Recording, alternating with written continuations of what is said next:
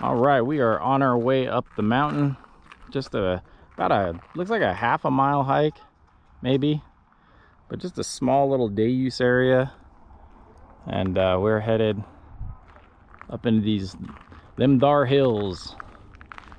Looks like a pretty easy trail, maybe some small climbs here and there. Just a little sign to tell you what not to do, basically. But we're gonna go check out this Anasazi site. I love those. If you've been a subscription to this channel for a while, then you know I love the native sites. Love them. Make sure you take your time to stop and enjoy the cactus. Got the prickly pear, they got the cholla, all kinds of cactus in here. There's some migrating birds right now because we are in the fall season, and this is a warmer climate for the time being anyway, so birds are all through here. Just quiet, you can hear them.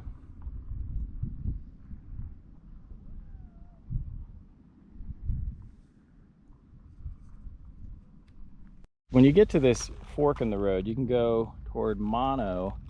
It all leads to the same place. There's different ways, but we're gonna go to the right and take the lower section, and then I think we gotta go uphill at the last minute, but I'm not sure if we'll do the loop or not yet. But that's the way to go. So go to the right when you get to the fork if you want to go the way we went. On the trail, you start walking through these miniature, like, I don't want to say they're riparian, but you know, you got cottonwood trees, and cottonwoods only grow where there's a significant amount of groundwater. So even though the ground might be dry in this little river basin we're about to go down into, below there's definitely some water. Pretty cool. Some fall color just barely showing up in these trees. To walk through this little forested area, you can see where the grasses are growing. I'm sure in a really heavy flood year, this is just raging little creek. So if it's raining, stay out of here. It doesn't rain too often here, but when it does, just be careful. Keep an eye out for the wild poop that you might spot, some scat. I'm guessing that's it could be jackrabbit, or maybe like a small fox or something. If you know, post up in the comments below. I'm not exactly a poopologist, so I can't tell you every little thing. To the next fork, make sure you take that left. And they got little maps over there at the trailheads. Just take a picture with your phone, you know, and that way you're not guessing. Plan up in there, whatever the hell this is called.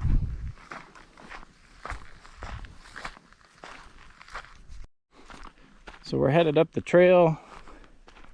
Gonna get up here. Just make sure you plan it. If you come see this one late in the day like we chose to do because of the temperature, you know, at least have a phone with a light on it, charged battery. It's not that far of a hike, but not everybody's that outdoorsy, you know.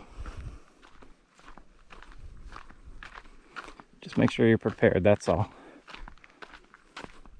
They could probably use a few new signs up here. But as you can see, we're on the Anasazi Trail. The views this time of day, incredible. Make sure you're taking advantage of these small benches that they placed, because when you turn around and you're sitting in the bench, that's your view. Super, super cool views. You can just see the sunlight just pouring into the valley here, lighting up the hill. It's awesome. So right here at the tail end, some good views. We're headed just up here.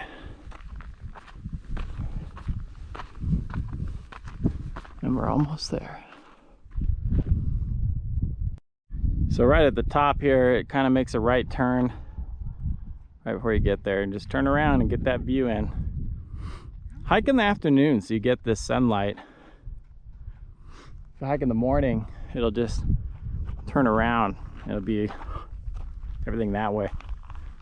But this time of day, man, love those red cliff glows. Go off to the right and then follow the perimeter of these fences, and then you'll end up in the interior where you can get to the interpretive signs. It's kind of like a corn maze. But yeah, once you're in here, you're good. But if you want to pause on there, there's a map of the site. So there's a pit house, a fire pit. And then this is the breakdown of the time periods. If you want to read that, just pause as you need to. There's some more spots here. Talks about. It's here. They don't even want you in there. But you can get a good look at it.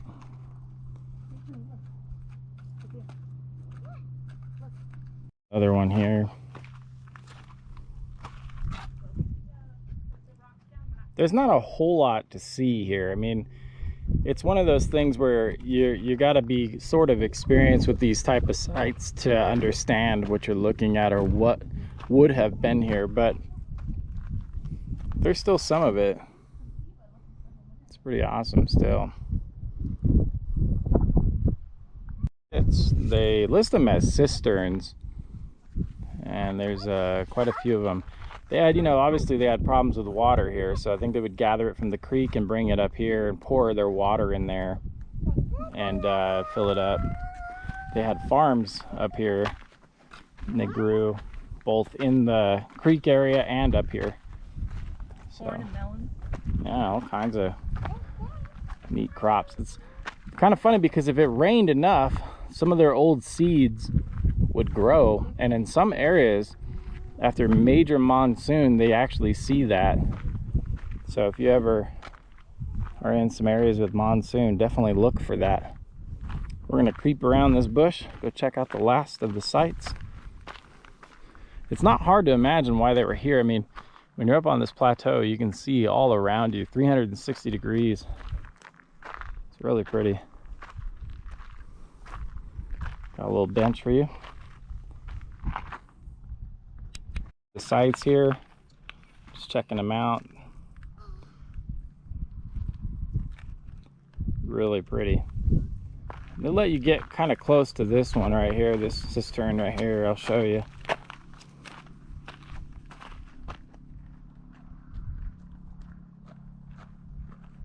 It looks like from the pictures, it looks like they did excavate all this at some point, and they found some stuff here and there. I'm not sure where any of it's displayed, or if it is somewhere, I'm sure, but not that we know of, because it's not on the sign, unfortunately.